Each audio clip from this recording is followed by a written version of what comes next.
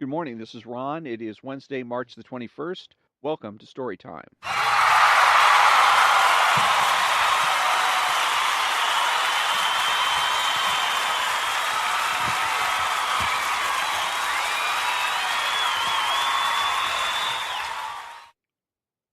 And I'm reading part 3 of chapter 11 from Ayn Rand's book, Philosophy Who Needs It. The chapter is entitled An Untitled Letter. And when we left off last time, we were going over, Miss Rand was going over the review of a book. The reviewer was Mr. Cohen, and the book was written by Mr. Rawls, and his book was called A New Theory of Justice. And so Mr. Cohen was reviewing it, and Ayn Rand was critiquing his review. And the last question we left off on was, why should those, quote, favored by nature, unquote, be made to atone for what is not an injustice and is not of their making? Mr. Cohen does not explain. He continues, quote, what justice requires then is that natural chance and social fortune be treated as a collective resource and put to work for the common good. Justice does not require equality, but it does require that one share one another's fate. This is the conclusion that required, and that's unquote, one another's fate, unquote. This is the conclusion that required reading a 607-page book and taking a year to, quote, get a grip on its complexities, unquote. That this is regarded as a new theory raises the question of where Mr. Rawls's readers and admirers have been for the last 2,000 years. There is more than this to the book, but let's pause on this for a moment. Observe that Mr. Cohen's and the egalitarians' view of man is literally the view of a children's fairy tale. The notion that man before birth is some sort of indeterminate thing, an entity without identity, something like a shapeless chunk of human clay, and that fairy godmothers proceed to grant or deny him various attributes, favors. Intelligence, talent, beauty, rich parents, etc. These attributes are handed out arbitrarily. This word is preposterously inapplicable to the process of nature. It is a lottery among pre-embryonic non-entities, and the supposedly adult mentalities conclude, since a winner could not possibly have deserved his good fortune, a man does not have to deserve or anything after does not deserve or earn anything after birth as a human being, because he acts by means of undeserved, unmerited, unearned attributes. Implication: to earn something means to choose and earn your personal attributes before you exist. Stuff of that kind has a certain value. It is a psychological confession projecting the enormity of that envy and hatred for the man of ability, which are the root of all altruistic theories. By preaching the basest variant of the old altruist tripe, Mr. Rawls's book reveals altruism's ultimate meaning, which may be regarded as an ethical innovation. But A Theory of Justice is not primarily a book on ethics, it is a treatise on politics. And, believe it or not, it may be taken by some people as a way to save capitalism, since Mr. Rawls allegedly offers a new moral justification for the existence of social inequalities. It is fascinating to observe against whom Mr. Rawls' polemic is directed: against the utilitarians. Virtually all the defenders of capitalism from the 19th century to the present accept the ethics of utilitarianism, with its slogan, quote, the greatest happiness of the greatest number, unquote, as their moral base and justification, evading the appalling contradiction between capitalism and the altruist collectivist nature of utilitarian ethics. Mr. Cohen points out that utilitarianism is incompatible with justice because it endorses the sacrifice of minorities to the interests of the majority. I said this in 1946. See my old pamphlet textbook on Americanism.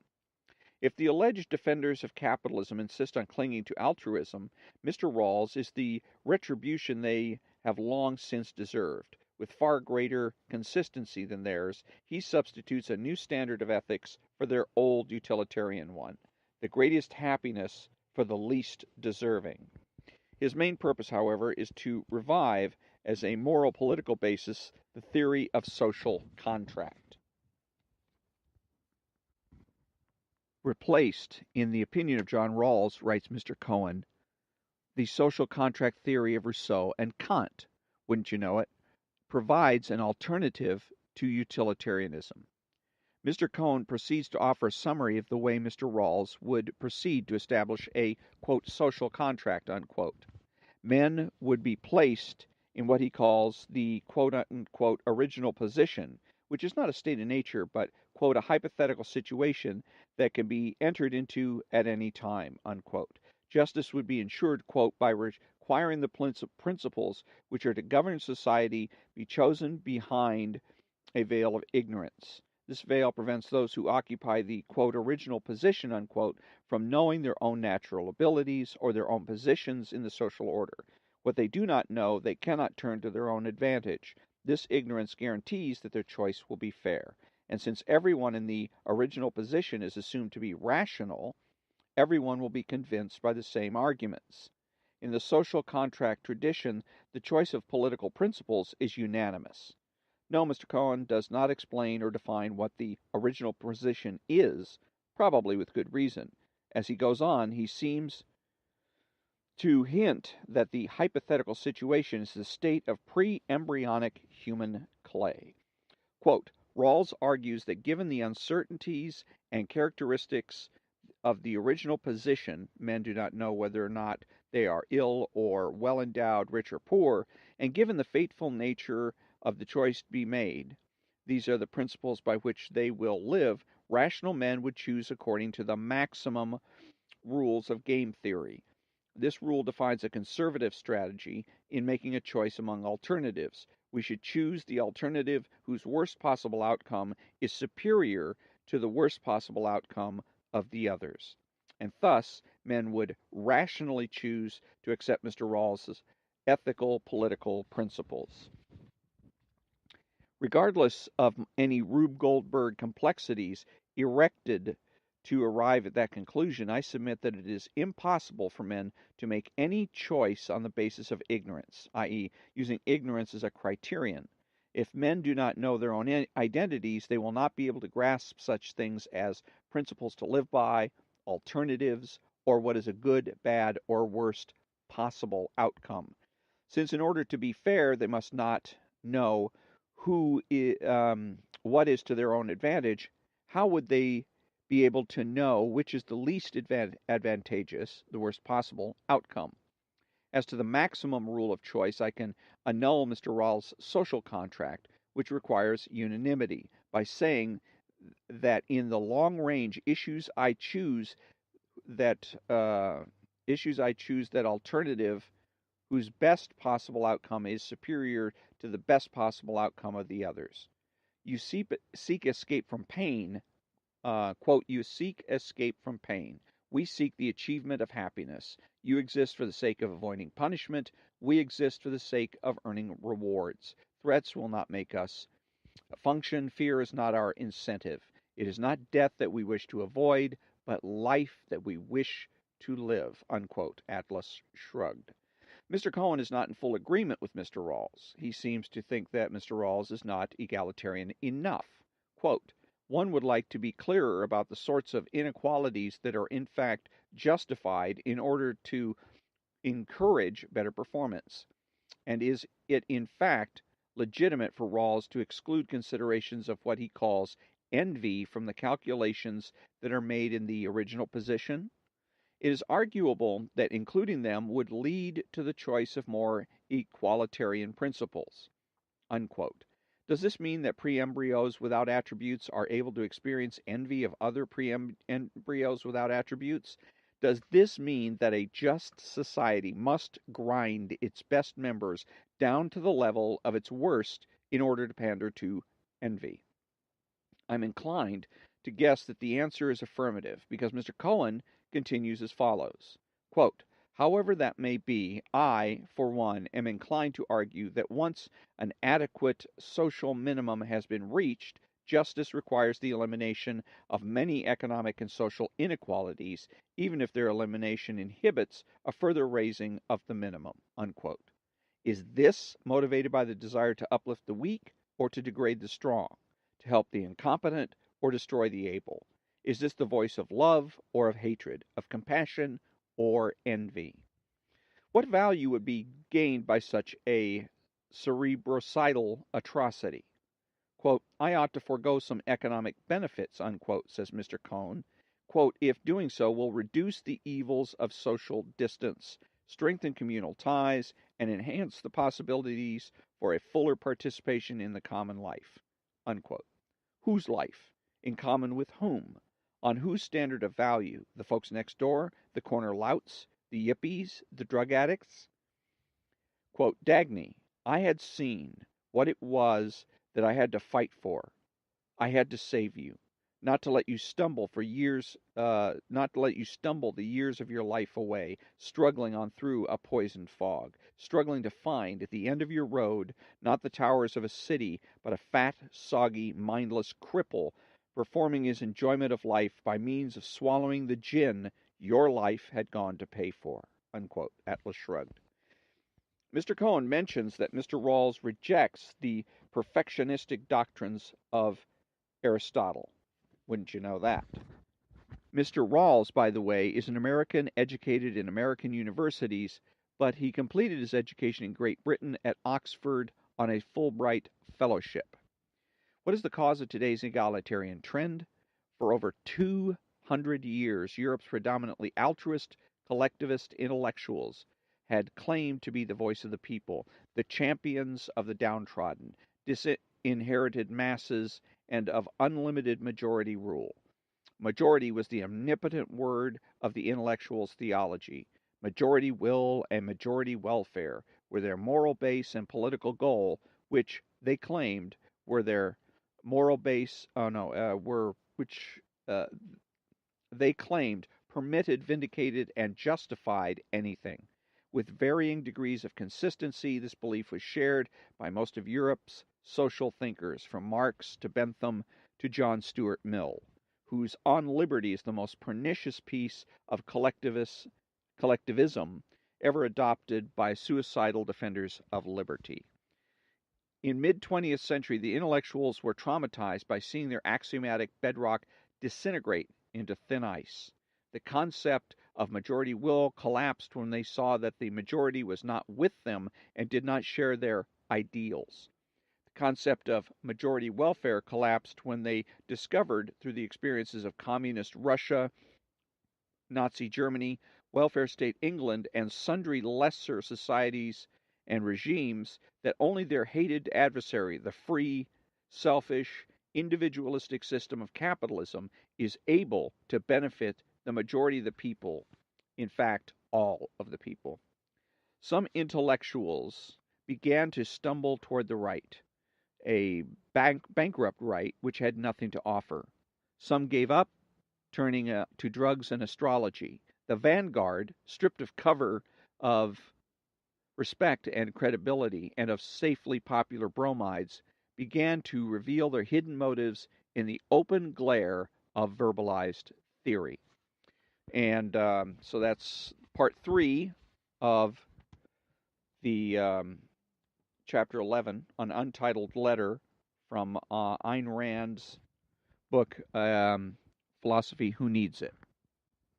And in the beginning of this section, it reads, observe that Mr. Cohen's and the egalitarian's view of man is literally the view of a children's fairy tale. The notion that man before birth is some sort of indeterminate thing, an entity without identity, something like a shapeless chunk of human clay, and that fairy godmothers proceed to grant or deny him various attributes, and these attributes are hounded out arbitrarily. Which is preposterously inapplicable to the processes of nature, is a lottery among blah, blah, blah. And stuff of that kind has a certain value. It is a psychological confession projecting the enormity of that envy and hatred for the man of ability. No, it really, she got it wrong there. It is the envy and hatred for values and for reality. Because really what John Rawls is saying, Mr. Cohen is saying, is that all realities are man-made realities, that there are no metaphysical realities. And that's where you get into this idea that you have unfair people are born. If you're born into a wealthy family, that's unfair. And then if you are born with more knowledge, that's unfair. You're born with athletic talents and abilities, that's unfair. Of course, it's fair because it is handed out arbitrarily, and it's handed out arbitrarily by Mother Nature. It also has Mr. Cohen and Mr. Rawls' books have a deterministic quality. The idea that nobody really has free will, that nobody is able to take whatever it is that nature has given them and develop it to the point where they can be happy people. In which also Mr. Rawls and Mr. Cohen, and for that matter, Ayn Rand, forget about that the whole purpose of life, the whole reason that any human being exists is to be happy. That's ultimately what we're all looking for, is happiness. Mr. Rawls thinks that we're all looking for justice. No, we're not. That's part of it. That's part of one of the ways in which you can have a happy life, is to have justice. But that's not the end in itself. It is a means to an end. Justice is a means to the end of overall happiness. So, but like I said, Ayn Rand missed that part, that what he's doing, John Rawls and whatnot, is promoting what's known as a philosophical theory, metaphysical theory called subjectivism, which denies metaphysical reality and insists that all realities are man-made, that consciousness is primary, and so that everybody has a separate or different reality, and that all the realities are man-made. And if that is the case, then perhaps determinism would be true, that people would not have free will, that they would be forced to do or be by powers that are beyond their control. But it's not the case. We do have free will, and it is fair because Mother Nature is the one that gives us intelligence or athletic talents or artistic talents, etc., or skills to be great mathematicians or not. Some of us are on the slow side. Some of us are mediocre. We're middle of the road people. We don't have any real great, or at least not obviously so, really great talents. We're not mathematicians. We're not going to be actors or actresses. We're not going to be musicians. We just don't have those kinds of outstanding talents. We're going to end up being perhaps secretaries or middle managers, or perhaps even fry cooks, or the guys that collect the shopping carts at Ralph's and other grocery stores. But that doesn't mean that these folks that automatically that the folks that are pushing the shopping carts are unhappy, and the people that are leading the Los Angeles Philharmonic Orchestra are happy. Okay, but it does mean that both of them are looking for the same thing and are looking to be happy. We don't all need to have the same things. We don't all have to be artists. We don't all have to be millionaires or make exactly the same amount of money in order to have a happy life. One of the errors, the big errors of the left, is to pretend that we all have the same wants and needs at exactly the same time, in exactly the same way and same amount. And that's BS. We don't. But that's what the left wants to pretend, that we're all looking for socialist paradise, so there's nothing to debate or discuss. It's just a matter of how do we get there. And when you're really looking at John Rawls's book and Mr. Cohen's review of it, that's another thing that pops out, is the attitude that there should be no discussion here. There should be no debate here.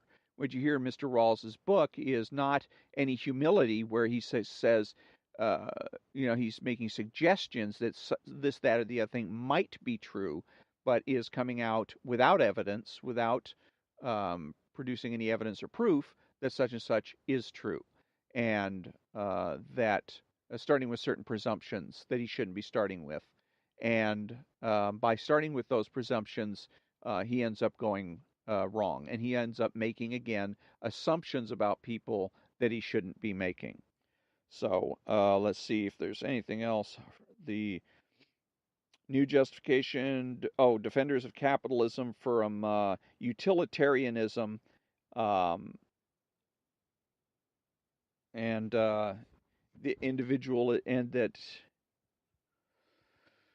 let's see, altruist collectivist. What is the trend of that? And I still argue that she is saying that the reason we have this egalitarian trend, this is back in the 1970s when she wrote this, was because of European intellectuals influencing American intellectuals. And I still think it is that the people that should have been standing up to this kind of intellectual garbage that's propounded by Mr. Rawls and Mr. Cohen is didn't fail to do their job. It's like where we are today in 2018 is by and large because of the past 40, 50, 60 years of negligence by the right, by conservatives, by Republicans. That if they've been doing their job, they would have put socialism to bed a long time ago. But again, they kind of half ass it, and in some cases, they don't even bother to do that. In a lot of cases with politicians, they're not in office to promote an ideology, but simply to get rich and get reelected so they can get as rich as they possibly can before they leave office. Another person on the right that I was thinking about this morning, when you're thinking about being a bulwark against socialism, was William F. Buckley Jr., one of the founding members, so to speak, of the conservative movement. Barry Goldwater was another one. But William F. Buckley Jr. has been referred to by Ayn Rand as an intellectual lightweight. And when I first read that, I thought, wow, I was surprised because I'd always considered William F. Buckley to be one of the smartest guys around. But when I've listened to Mr. Buckley, he did television shows and he wrote articles. And if you read some of his articles, and listen to his what he has to say on his television show, Firing Line, what you realize with Mr. Buckley, and what you realize that Ayn Rand was right about him, that he was an intellectual lightweight, that basically all Mr. Buckley was interested in doing was showing off his enormous vocabulary. I mean, I'll give him the fact that he had the biggest vocabulary, the best vocabulary of anybody in the English-speaking world. There's nobody, I think, that could surpass Mr. Buckley, but that's all he did. When you read his articles, it starts out fine, but you always get to this one paragraph that is absolutely unintelligible. You have no idea what the hell he's talking about. So you got to scramble, go back to the dictionary, and try to puzzle your way through this particular paragraph, and then he goes back to making sense again. And that's his little show-off moment, where he gets to show off and say, ha ha, I know more words than you do. I'm a better wordsmith than you do. And to which I say, so what? What have you managed to do with it? He was the one that said that conservatives' job is to stand athwart history and yell stop. He did nothing. Instead, he stood athwart history and bragged and showboated and did a lot of blatant, brazen self-promotion. And so Ayn Rand was right. He was an intellectual lightweight, and that's too bad because he wasted a lot of people's time with his magazine publication, which could have been a lot better. His television show, he had a lot of potential outlets to be able to help to influence and shape American culture, and he failed. He absolutely failed, especially when it after the Cold War. So, and I think probably William F. Buckley probably likes to give himself, or used to like, he's gone now, but like to give himself a lot of credit for helping to end the Cold War. Credit he definitely doesn't deserve. So, anyways, that was part 3, and I'll be doing part 4 on Friday, which will be the last part of this particular chapter. And tomorrow will be another story time extra, and I may be reading from from Popular Mechanics, finding a nice article. And I like to read from Popular Mechanics because one of the things that I like to do is emphasize in the show is a benevolent universe. And I like to read articles that reflect that. It is a benevolent universe. Success is to be expected. The left wants to pretend otherwise for obvious reasons, and they're wrong. They're wrong to do so. So I like to find articles that are showing that good things are happening today and that we have a bright future ahead of us. So until tomorrow, thank you very much for joining me and have a great day.